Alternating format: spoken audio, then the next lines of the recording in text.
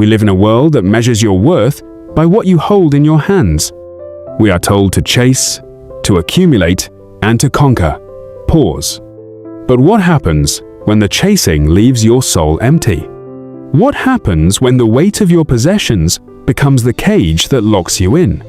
There is a quiet, terrifying power in having nothing and wanting absolutely nothing.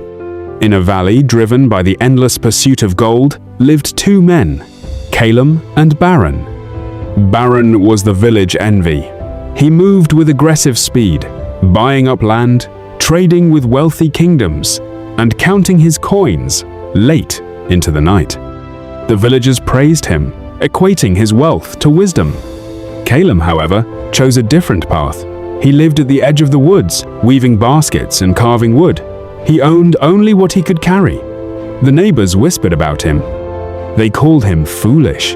They mocked his simple clothes and his quiet life, wondering why a man with two strong hands refused to chase the riches of the market. Calum felt the sting of their isolation, yet his hands remained steady. One morning, Baron sought to display his ultimate superiority. He threw a heavy pouch of silver at Calum's feet, in front of the crowd. "Take it!" Baron laughed. "Work for me, carry my boxes, and you will finally taste what it means to be powerful." The crowd watched, expecting Calum to eagerly grab the silver. But Calum did not even look at the ground. He looked Baron in the eye, not with anger, but with profound pity. Calum left the silver in the dirt. He packed his few tools into a woven bag and walked away from the village, choosing the lonely, difficult path up into the mountains. He chose the freedom of nothingness over the slavery of greed. High in the mountains, the air was cold and the days were solitary. Calum had no treasures to protect, no rivals to fear, and no status to maintain. Because he wanted nothing, he was entirely free. He spent his hours mastering his craft, carving bowls from wood that the mountain provided. One evening, a weary traveler passed by, shivering and exhausted. Calum had very little food, but he gladly shared half of his bread and gave the man a warm place to rest. When the traveler tried to pay him with a gold coin, Calum refused. He smiled and said, "Keep your gold, it has no power here." The traveler left the mountain deeply changed, spreading word of a man whose spirit could not be bought. Years passed, until a terrible winter storm struck the valley. The river overflowed, and a massive landslide swept through the village. Baron's grand stone house, filled with his precious silks and gold, was crushed under the mud. Baron fought desperately in the freezing rain, trying to drag his heavy chests of coin to safety. But the weight was too much.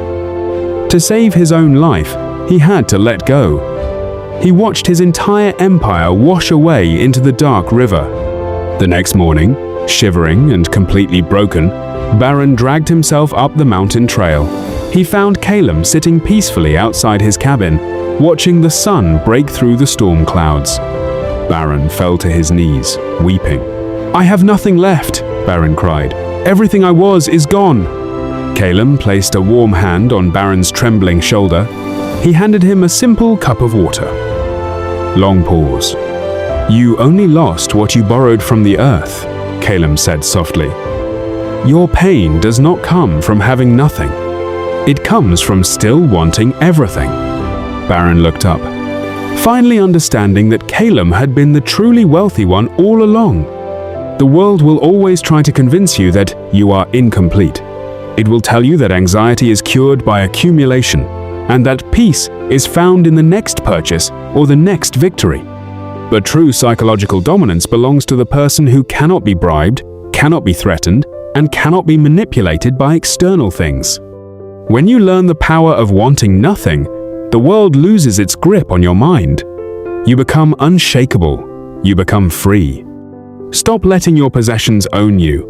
Protect your inner peace. If this story brought calm to your day, join our community. Subscribe to Mindful Tales for your weekly dose of ancient wisdom and mental strength. Stay mindful and conquer your day.